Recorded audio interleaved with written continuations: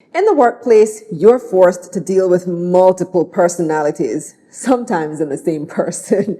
Well, different personalities and work styles can lead to disagreements and tons of arguing. But before you think of letting two warboats go, the boss must find ways to resolve that conflict. I'm Kalila Reynolds, and it's time for another episode of Money Moves, JA, brought to you in partnership with Exim Bank's Business Advisory Service, giving you the tools to grow your business. My guest today is Assistant General Secretary at Bustamante Industrial Trade Union, Collin Virgo.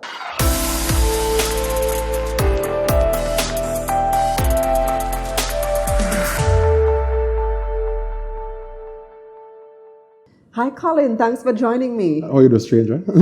Well, this should be interesting, and there's so much to talk about. But let's start with conflict resolution, because there are all kinds of personalities on the job, and they're bound to clash at some point, sometimes maybe even physically. So how do you deal with different types of personalities on the job? Well, first, thanks for having me. Well, one of the things is that anywhere at all in life that you find yourself, you're going to find yourself with a mix of personalities. And what are the drawbacks or challenges with having a mix of personalities? A mix of personalities guarantees you certain things. One, just like Tropical Storm Grace a few days ago, unpredictable. There, you might have a co-worker, a boss, a customer even, who under normal circumstances you have interacted with a lot. You probably know them fairly well and what have you. And they're normally a cool, calm and collected person. And then one day, they're just off. Right? Somebody having a bad day, somebody dealing with issues in their personal life, or there's a trigger. Right?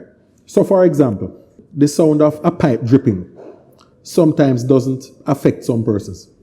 They wouldn't even notice it. And I can tell you that there are some persons, the sound of a pipe dripping drives them crazy. And they might not even recognize that it does. So it's useful to be mindful of the persons that are around us, whether they are our boss, whether it's a co-worker, whether it's a customer. And what we should at all times try to do is to err on the side of caution. Right? So if you want, don't get me wrong, I'm not saying that you should walk through the place and be completely paranoid and whatever. That's crazy. But at the same time, at all times, be charitable in your language. Be mindful of how we approach persons.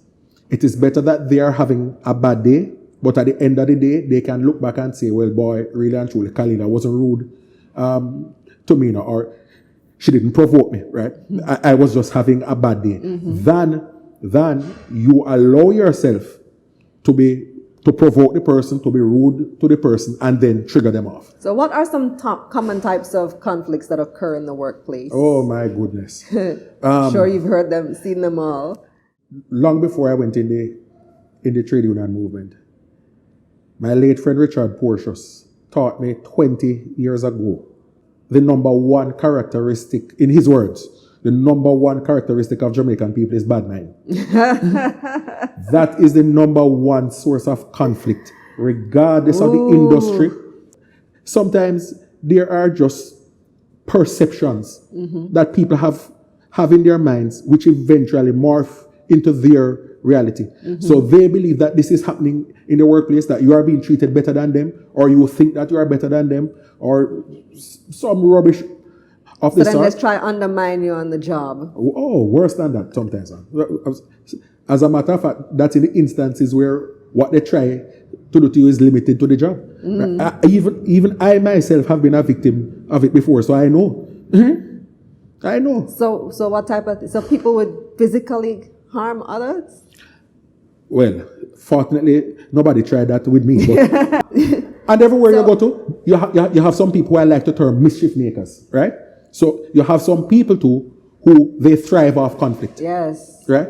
So they will literally go to their bed tonight, lie down and think and say, what can I do tomorrow to cause havoc in the workplace between person A and person B? Or sometimes they haven't even decided who yet, right? But, they always say that the devil find work for idle hands.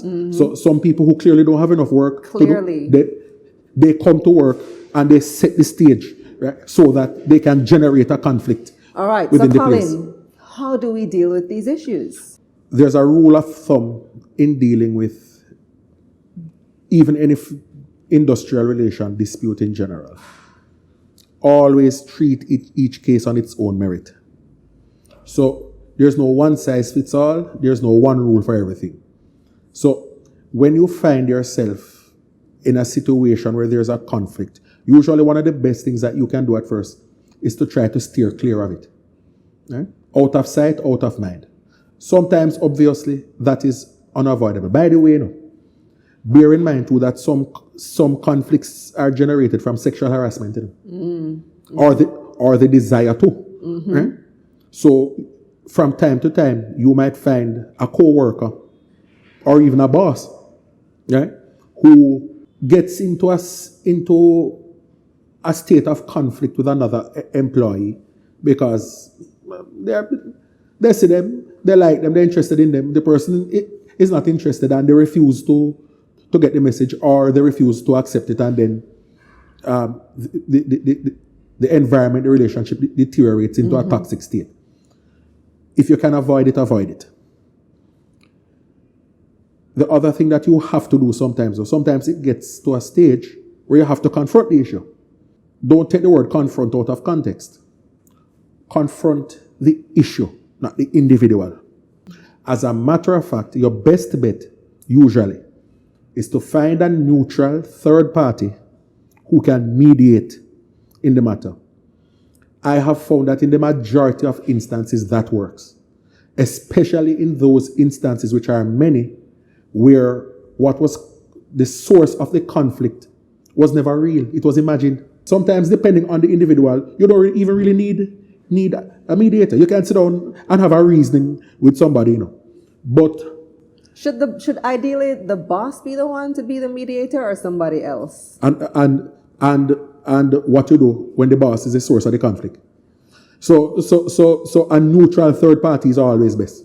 But there are Like you can do to change mediations, that. like professional mediation Absolutely. services that can help. Absolutely.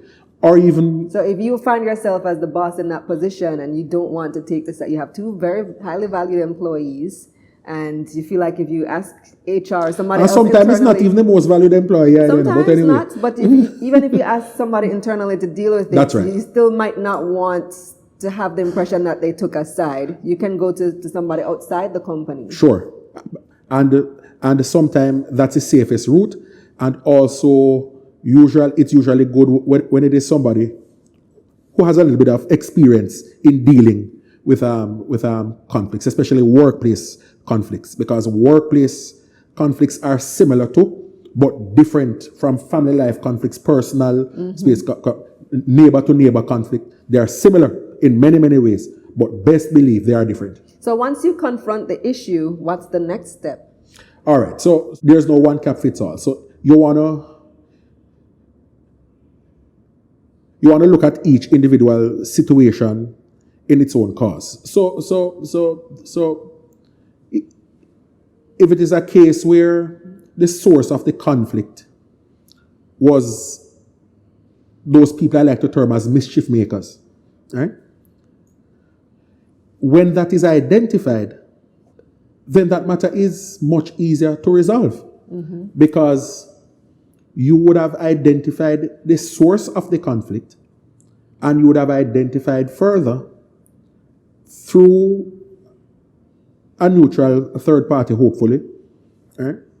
Or at the very least, a mediator in the matter, even if it's not necessarily somebody quote unquote neutral, but through another co-worker, preferably somebody in management, right? Or somebody external to the company altogether. You have identified the source of the problem, the source of in that instance of the misconception, right? The mediator in that case, though, has a responsibility to ensure that both parties extend the olive branch, right? You apologize, shake, and move on, right? Let's forget it. But also, also in that case, you do to have to deal with the source of the problem, because if they deal with each case on its own merit, right? And if you need an external party, that's usually the safest route. If you need somebody from management to intervene, that's usually the safest route. Don't make no other coworker come tell you nothing. Say this is how this go, this is how that go, right? Approach the matter with no preconceived notions. And sometimes, right? It's my social media handle for all these years. Humble calf. Humble calf suck the most milk. Sometimes you must just humble yourself. Right? Humble yourself and approach calmly. Right? The Bible was never wrong. A soft answer turneth away wrath. Grievous words will stir up anger. And on that note, thank you so much for joining us, Collin. Good, wise words. Thank you so much for having me. And here's a recap of some of Collin's key points. Be mindful of mischief workers in the workplace and avoid them. Treat each case on its own merit. If the situation gets out of control, it's best to confront the issue and not the individual. Find a mutual third party who can mediate. Sometimes it doesn't even need to go to mediation. Both individuals can meet up and discuss their issues. Many times it's not even that serious when the root of the problem is discovered. That's it for this episode of Money Moves JA, brought to you in partnership with Exim Bank's Business Advisory Service, giving you the tools to grow your business. Visit their website at eximbankja.com and visit my website, KalilaReynolds.com, for a summary of this episode. You can click the link in the description box below. I'm Kalila Reynolds. Until next time.